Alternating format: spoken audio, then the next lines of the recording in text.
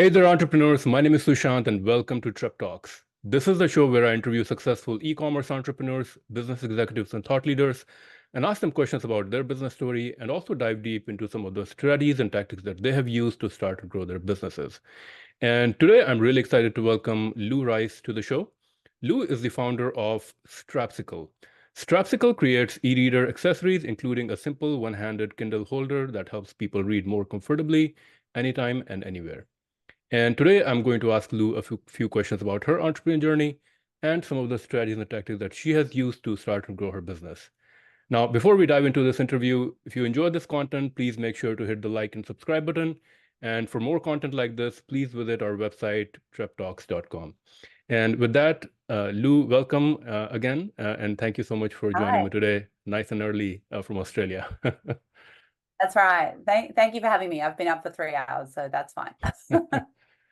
So maybe we can start with a little bit about your story. How did you get started as an entrepreneur? What kind of motivated you to start this specific business? Interestingly, I've wanted to be an entrepreneur for probably 15 years. I found some notes from a life coach that I saw in London when I went over there to work after I finished uni, and I had grand dreams of all sorts of businesses.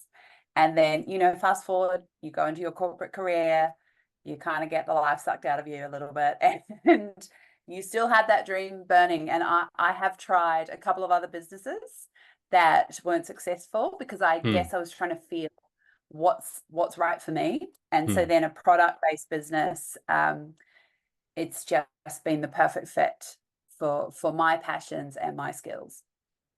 And why Strapsicle? Yeah, interesting story behind Strapsicle. So this is Strapsicle, the Kindle or e-reader strap that helps you hold it. You can't drop it. So I was on mat leave. Baby Archie was about 3 months old. I was in that 24-hour cycle of, feed, sleep, repeat. And one night, it was 2 a.m. I loved reading my Kindle because, as mums, we don't want to be on our phones all the time when we're breastfeeding.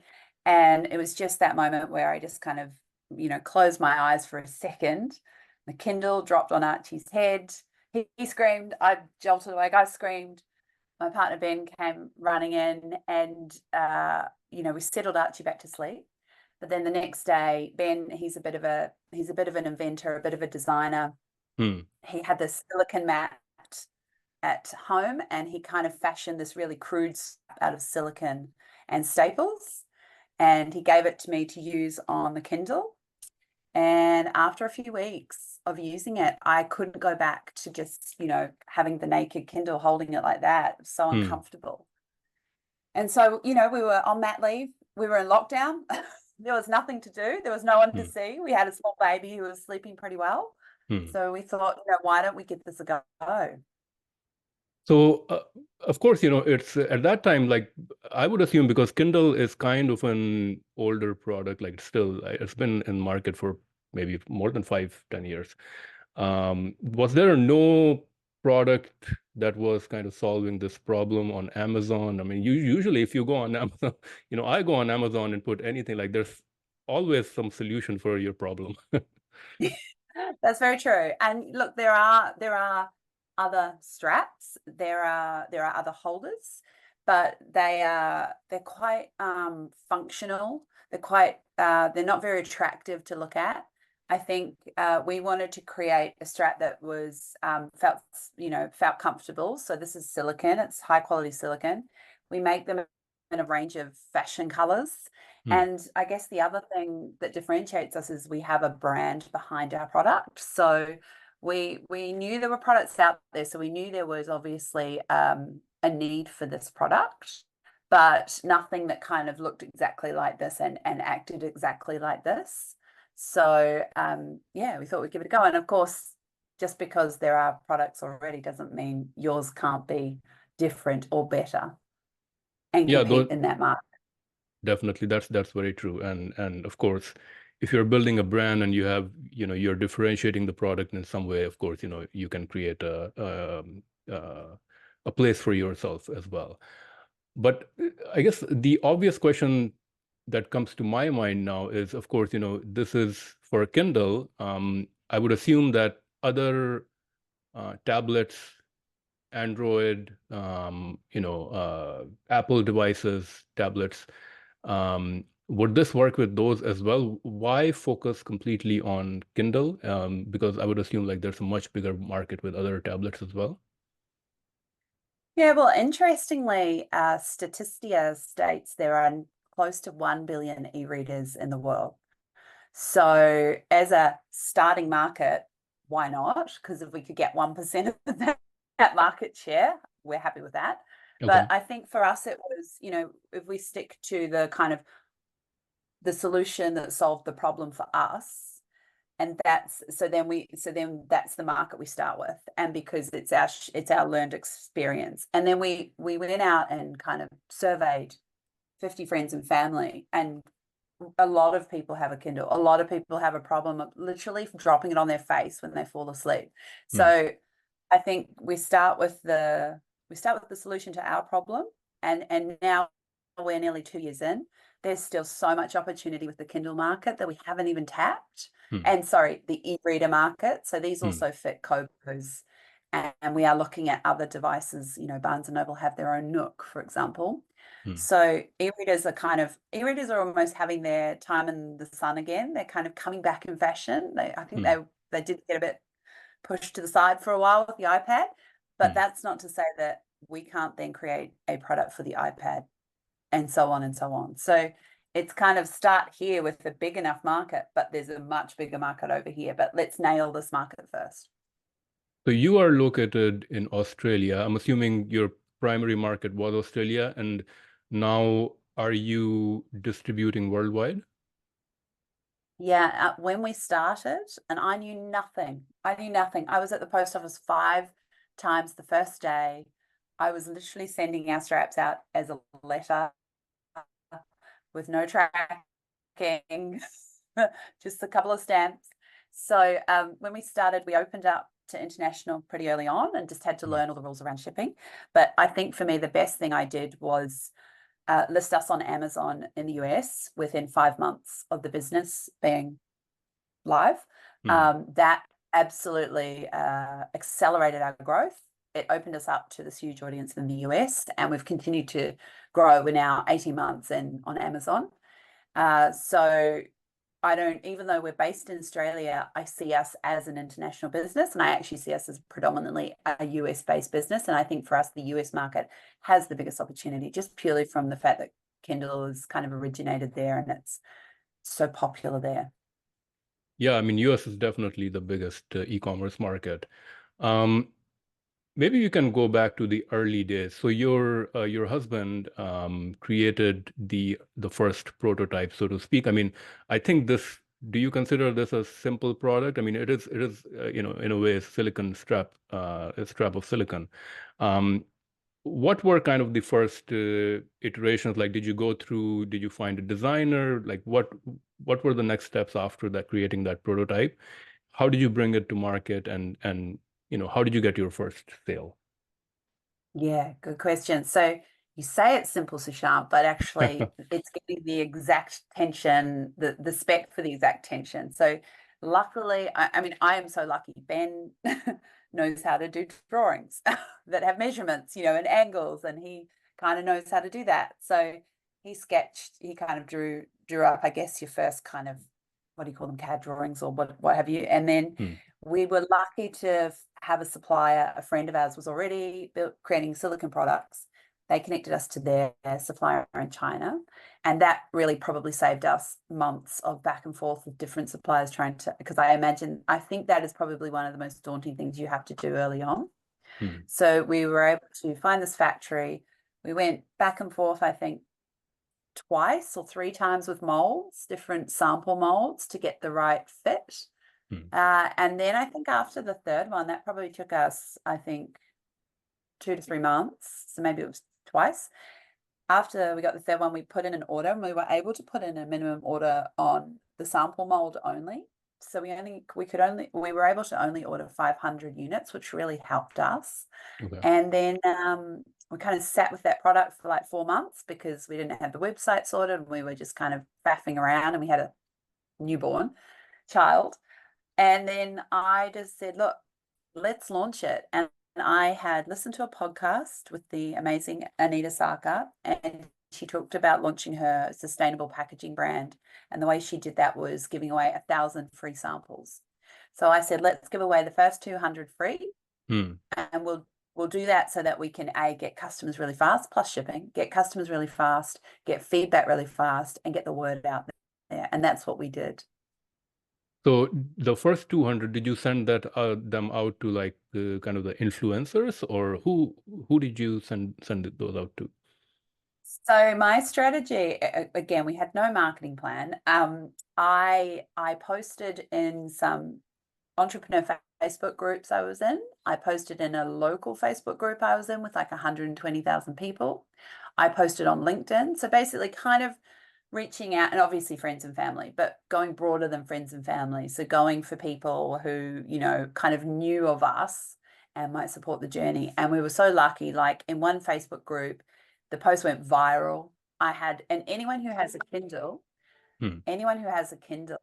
loves this product. So people were jumping on it. It was $10 for shipping, but the perceived value of getting a free set was great. And I was able to pretty much sell, I think, 100 within the first couple of days. And then what I did was start reaching out to exactly what you've said, micro influencers. So I went on to Instagram and TikTok. I searched Kindle, and I just found this whole world of reading accounts, people who literally dedicate their whole social media presence to reading. And these girls had Kindles. They only had maybe 3,000 followers. I gifted them the product. I gifted them an affiliate code. And then they created UGC for us, but equally their audience who already trusted them then trusted to buy from us. So we were able to really get some traction really quickly, and it was all free marketing apart from the gifting. And people were buying. Did you create like a Shopify website? Yes. Oh, Squarespace initially. Okay. And then at what point did you, I'm assuming you transitioned to Shopify?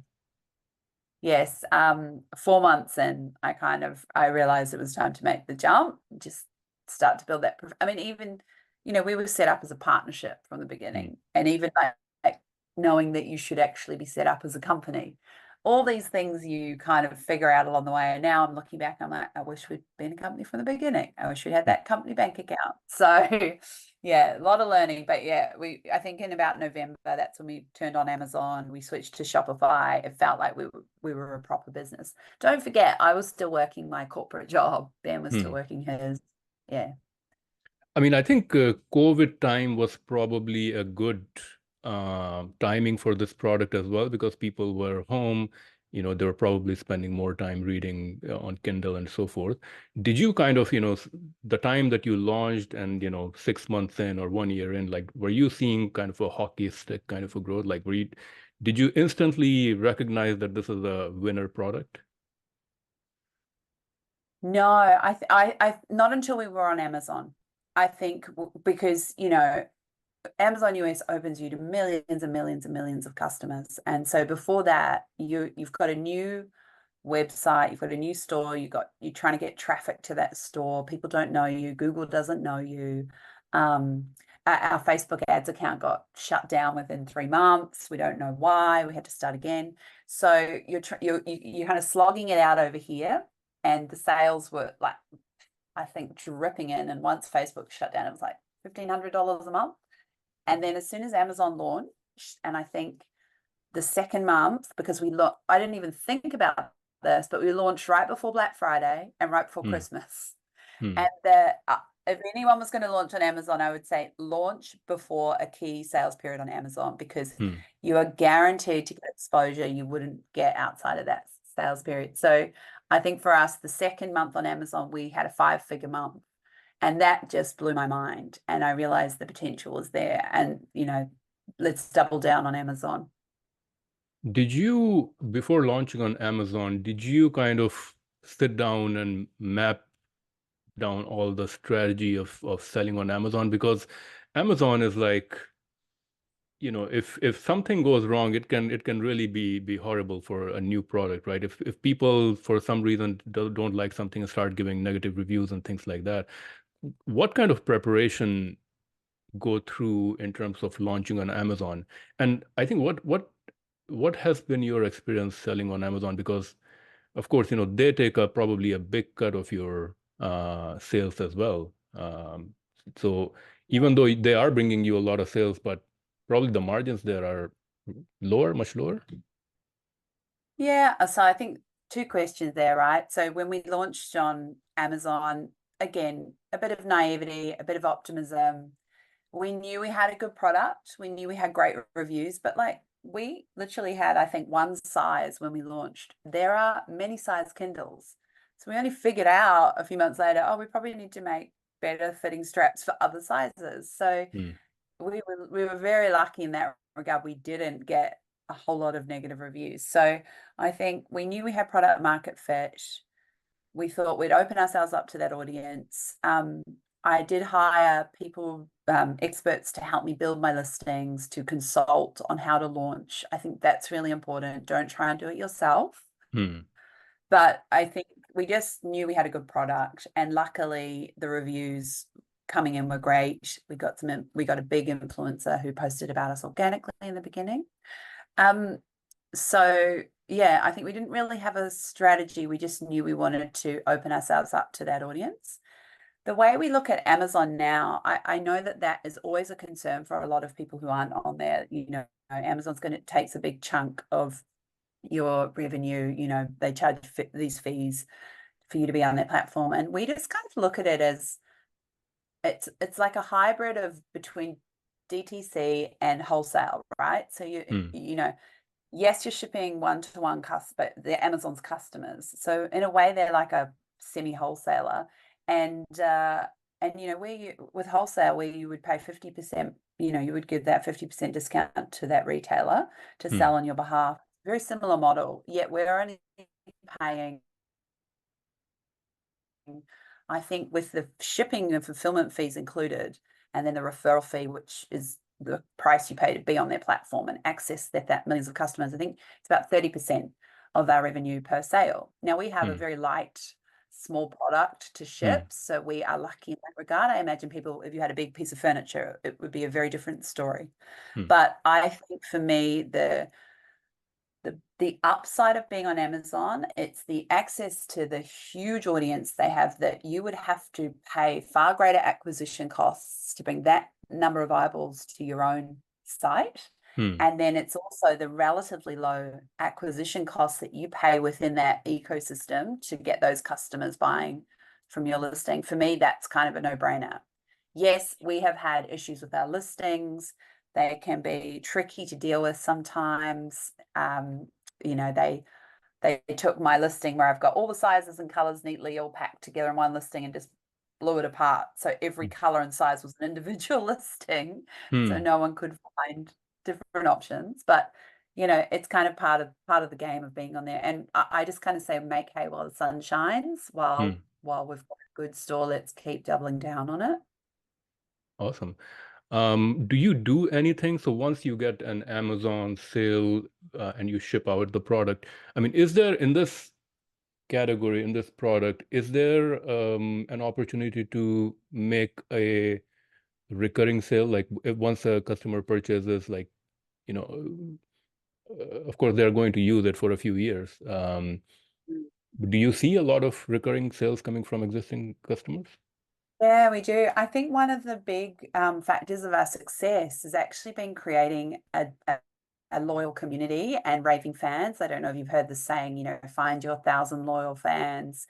For us, we've kind of built, and that's the power of building a brand, right? We've built a community who I see every day on TikTok and Instagram. They are jumping into people's comments saying, you need to get a Strapsicle. Like, they are advocating on our behalf. So we have Strapsicle customers who have 10 sets of straps in different colors. We release limited edition colors, and they'll buy again, because it's kind of people treat their Kindles like an extension of themselves, and they decorate their Kindles. They decorate them with stickers. They decorate them with their straps. So it's kind of a fashion accessory, less so a functional accessory. And that's the power of our brand behind this. I think that's really, I think any product, when you build a brand around it and you create a loyal community, you can drive repeat purchase. I mean, that brings me to my next question. You said, this is more of a, I mean, of course, it's functional, but at the same time, it's, it is a life, fashion statement, personal lifestyle thing as well. Is it, in terms of your competition, have you seen, I think this product would be very easily to be copied from, Chinese manufacturers. Have you seen copycats? Do you have any sorts of patents, or how do you, I mean, is it really your brand that's kind of differentiating your product from any other copycat? We haven't seen direct competitors yet. We do have patents in the US, Australia, UK, Europe. We have trademarks in those same countries, and we are working on our Chinese trademark. I think it's only a matter of time, right? And that is why you have to build a powerful brand so people know that they are getting, when they've got the S on the back, they're buying the Strapsicle brand. We can continue to iterate. We can continue to create new products that will get people excited. We can come out with, we're looking at patents now. We can look at licensing. We can look at ways to protect our brand in the face of competition. There will always be competition. It's just, I think you just have to focus on your product, your community, and driving your brand messaging behind that. So, yeah, I mean, touch wood, we're not there yet. I've seen it happen to friends who have businesses in a very bad way. But I think protecting yourself, protecting your IP up front is one of the most important things you can do as a small business. You need to know that you need to be able to invest several $1,000s before you launch to have that IP protected as much as possible. For sure. So as you said before, your focus right now is really to kind of maximize the market with this, like your hero product, I guess. And of course, you're doing direct to consumer. Are you also now, have you already been, are you in big retail stores already? Are you working towards that process? Yeah, we do have some retailers. We have retailers around the world who we wholesale to. We haven't, implemented any big strategy around that yet. That's kind of next on our list. We are talking to a couple of big retailers, one in the US and one in New Zealand. So that's really exciting for us. And I think anyone a lot of our smaller retailers are bookstores, because they have, their customers like to read books, they like to read Kindles, e-readers. But I think for us, where any retailer is selling a Kindle or an e-reader, we need to be there. So that's the focus for us in the next 6 to 12 months. And then again, that's another way to, cement the brand, kind of create that competitive differentiation against those Amazon brands. For sure. In terms of marketing, you said, you mentioned a little bit about your Facebook ads.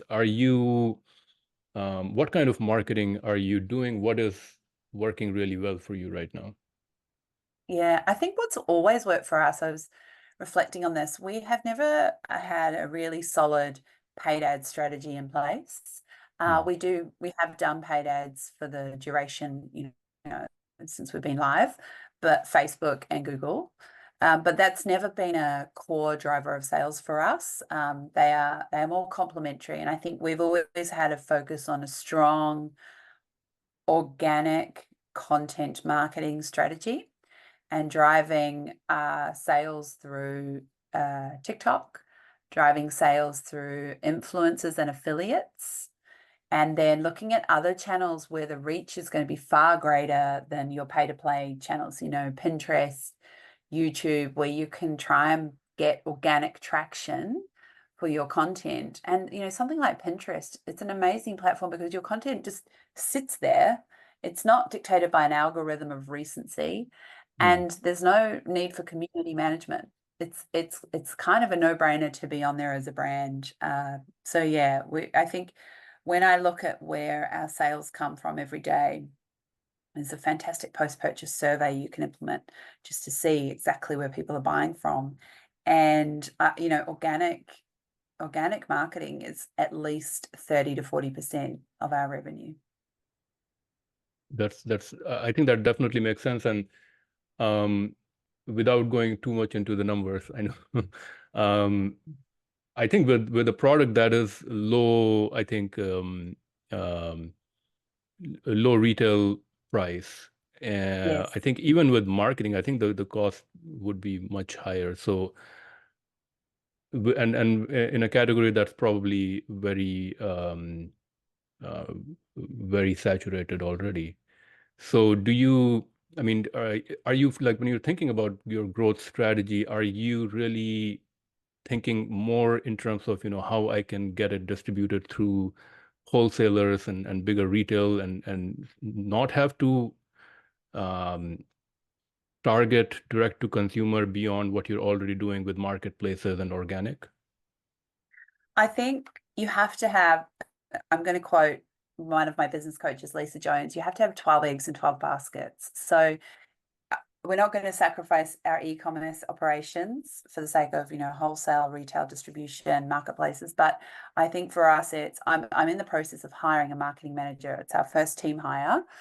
We have built this business very leanly with freelancers thus far. So they're going to be responsible for that e-commerce side of things, really optimizing that. Then I can focus on, I mean, we have a tried and tested formula with Amazon. We can replicate that now in many other marketplaces, you know, Walmart marketplace, Mercado Libre in South America. China has its own, there's so much opportunity to kind of have that same model playing out at the same time, spinning up big retail partnerships and getting into those big box retailers where they already sell their Kindles and we are just going to increase their basket size for them. I think those are kind of the three big buckets I really want to focus on. And then, you know, there's a whole thing, Sushant, you wouldn't even think of it probably, but we didn't know. But when we launched this, we are helping a whole category of people who have mobility issues, arthritis, Parkinson's, cerebral palsy even. A woman messaged me and said, you have changed my life because I couldn't even pick up a book and now I can read again. I mean, that's wild. We had no idea that, and that just makes our purpose even more strong to get this out there. But there's a whole strategy there of working with those foundations that support people like that and, you know, being a product of choice. So, I mean, it's just making me really excited. Think about it all. There's so much opportunity. So, yeah, I don't know if that answers it. Yeah, I mean, it's interesting that, you know, one product that works can really take you far, you know, before you even have to think about a different product. Like when you think about your business, you know, next 2 to 5 years, like, are you really, are you even thinking about having adding another product, or you're really just 100% on this and really want to maximize the opportunity? No, I think the focus is that, you know, our purpose is make comfortable reading accessible to all. I think when you think about that in a macro sense, you can broaden that to other devices. You can broaden that to the iPad Mini. You could even broaden it to iPhones, but it just has to look a certain way. But I think for us, it's how do we do this product? How do we become the household name for e-reader accessories? If that was the goal, you'd say you probably got a couple of years to really like drive that through, you know, e-commerce, big retail. And then within that ecosystem, we have other accessories. We are like sneak peek. We are about to launch this. We're calling it the clutch, and it, you know, because people, even though they love our straps, they still want the screen protection. So this is throw your keys in there, your wallet, and your Kindle. So Oh, for us, it's about how do we create a kind of ecosystem around our straps. We have everything that someone needs to protect and accessorize their Kindle. And then we can, start to build out how does that apply to other reading experiences. and this product is also silicone? Yes, it's very beautiful. And you see, we're going to do we're going to do every color to match the straps. Yeah. So No, it's we've got 6 beautiful. colors launching. Thank you. Yeah, it's just going to, I think, add to the value of the straps. So Is silicon also considered a sustainable product? Because, I don't think that, it has the same problems as like a plastic or any of those things, right? yeah, it is considered a sustainable product. We do work with our suppliers. We're looking into ways we can recycle it here in Australia. So obviously we do get returns. We have product that doesn't sell. So how can we actually, there are some recycling options here and in the US. And I think for me, that's going to be a big focus because we're very conscious about not leaving that footprint on the world. For sure. Do you ever consider moving to the US, given that, that's kind of your biggest market for your business? Well, I just think businesses these days are so international.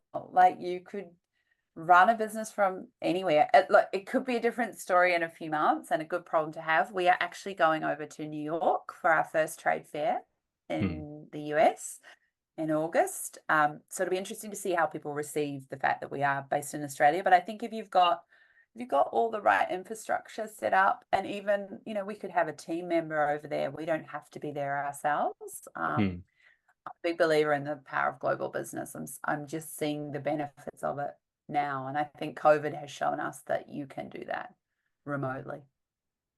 Now, in terms of your team, you mentioned that you've been the two founders, co-founders, and then now you're only hiring your first marketing manager. Um, any other people I mean, how do you manage your social media, everything yourself so far? Yeah, I've had a VA with me for a good 9 months, maybe a year nearly. Look, to be honest, it has been all me running this. Ben has worked full time in his job, so I only quit my part time. I went back to my part-time job 3 days a week 2 months after we launched. So I worked 3 days a week in my corporate advertising role, which was very full on. And then I had 2 days on Strapsicle and weekends. And I've done that. I did that for about 18 months and it nearly Hmm. killed me when we got to Black Friday and Christmas. So Hmm. I've had a VA supporting me and that's really been it. And then kind of leaning on random freelancers for other things. But now I'm in the process, as I said, we're going to hire a part-time marketing manager. I've just hired an inventory manager, Hmm. and I've just hired an EA as well, and we're getting a graphic designer. So, very much recognizing the need that we can't keep cobbling stuff together ourselves. For sure. Your fulfillment and shipping, is it completely outsourced? Is it through Amazon or are you using a third-party logistics? So all of Amazon is through Amazon. So we Okay. ship directly from our factory in China to those locations in Australia, US, and I'm just about to open Singapore. Hmm. And then in terms of website shipments, like if you could see what's around me right now, there's packs of straps everywhere. Okay. I am in the process. I have outsourced my international orders to a 3PL overseas, and I'm in the process of moving my Australian orders to a local 3PL. So as of in 3 weeks, all orders will be outsourced, but then again, that does bring some challenges. So yeah, it's the dance you do, but I'm very much looking forward to not pack orders again.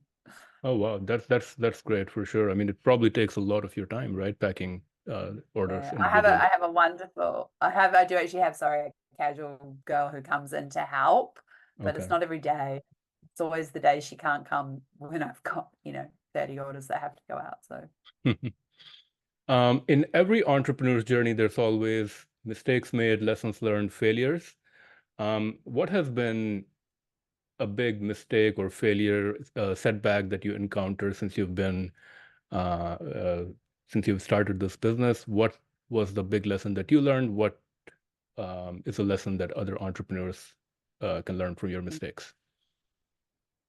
I think touch wood, we've been really lucky not to have big mistakes, but recently there's two that I've made that have, kind of cost us, I guess, money, but more so effort and time. And that's pressing go too quickly on a new production mold when we haven't properly tested sizing and commissioning 10,000 straps in that new production mold without realizing actually it's not right.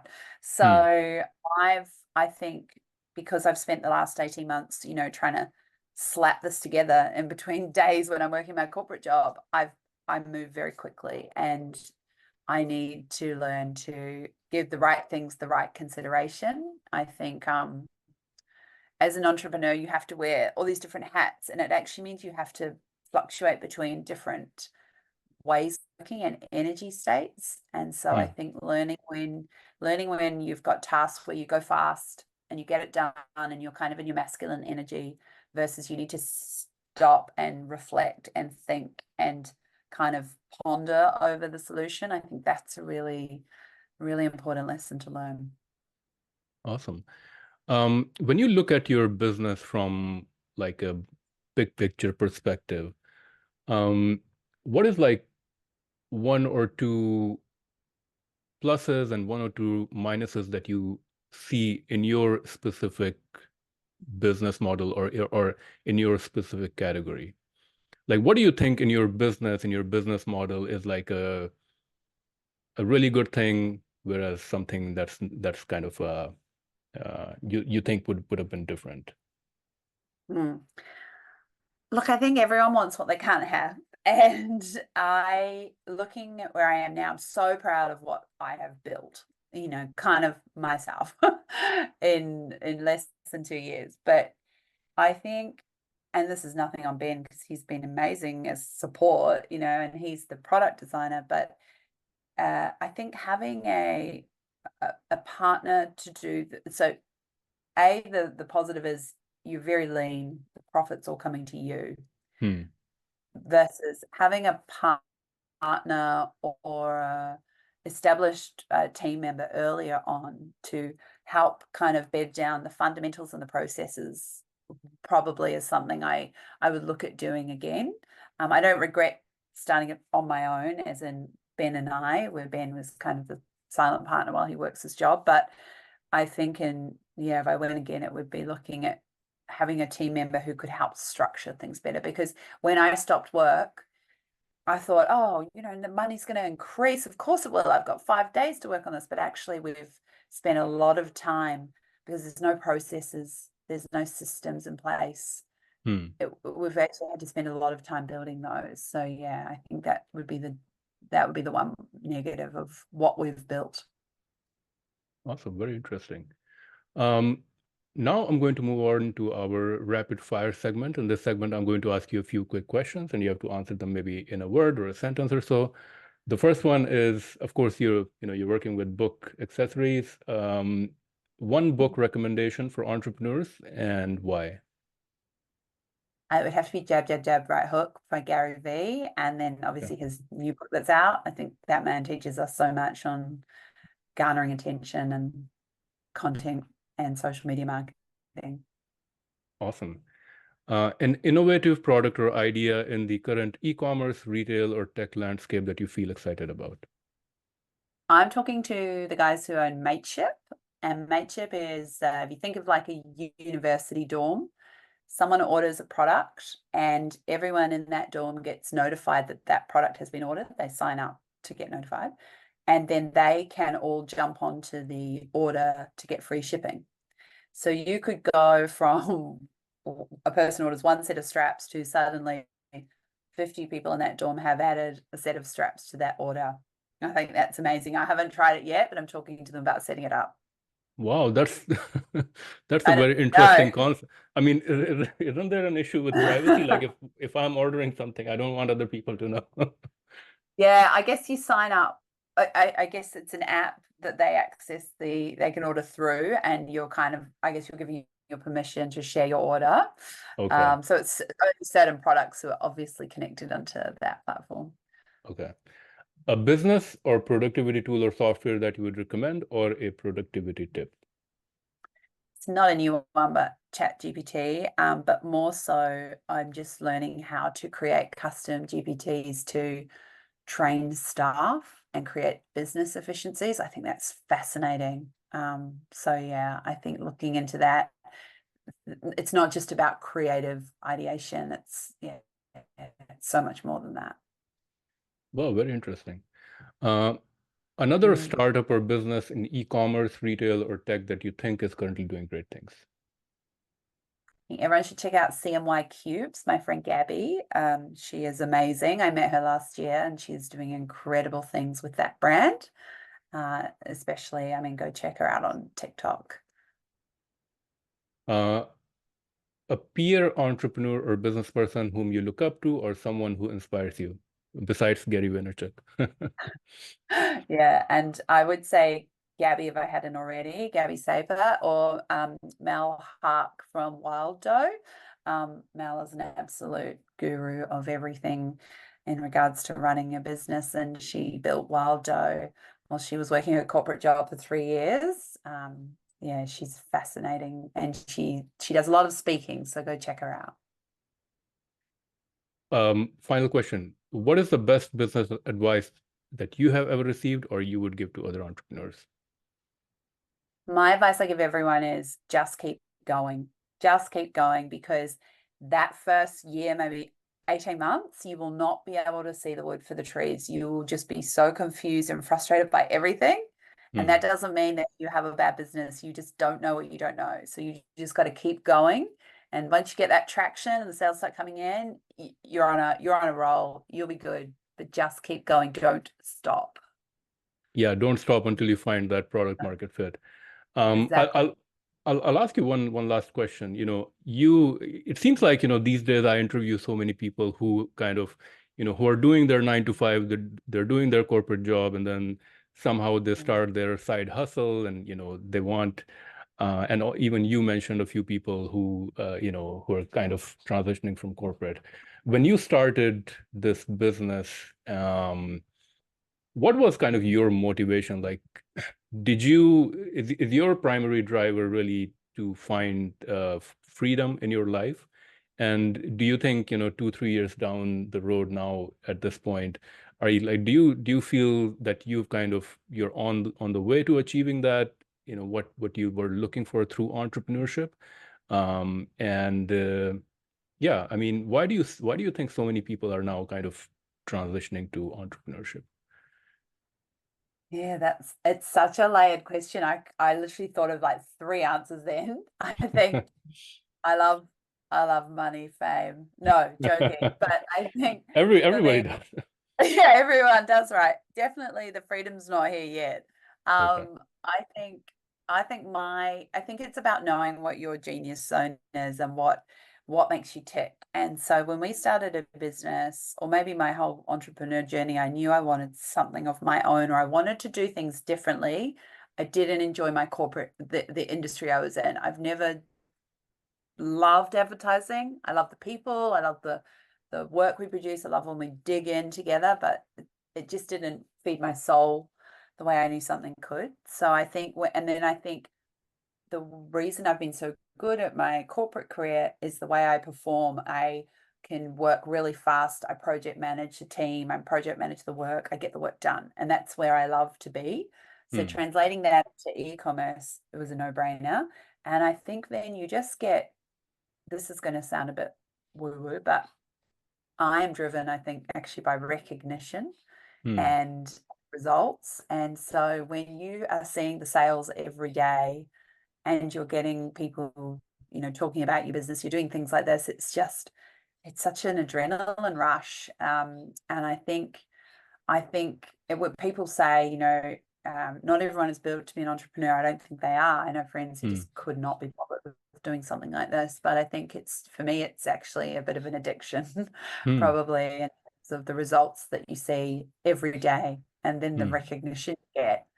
Yeah. And then I think we actually, once you kind of get to a tipping point and you realize the opportunity and you've set the business up and you're making the sales, I think then you can look ahead and you can see the opportunity for freedom and the opportunity to have a comfortable lifestyle. And then that drives you again. No, very, very interesting. I think, I think, it's a lot of things. I think it's freedom. It's, live comfortable life. People want to do a lot of things, travel and so forth. Yeah, I think and I think COVID and pandemic has probably enabled people to see some of those opportunities that they can do also. Well, Lou, those were all the questions that I had. Thank you so much for the opportunity, for your time and sharing your story. If anybody wants to check out your products, what's the best way to do that? Well, you can obviously search Amazon Strapsicle, or you can jump on strapsicle.com to shop. Awesome.